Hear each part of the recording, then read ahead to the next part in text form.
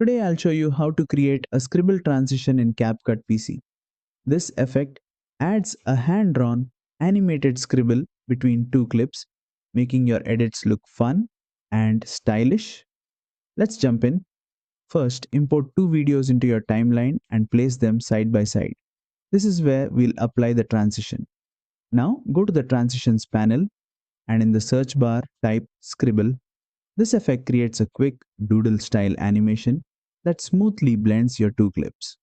Once you find it, drag and drop the scribble transition between your two clips. You can adjust the transition speed by using the duration slider or simply dragging the transition on the timeline to make it faster or slower.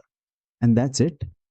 You've successfully added a scribble transition to your video, giving it a playful and creative look.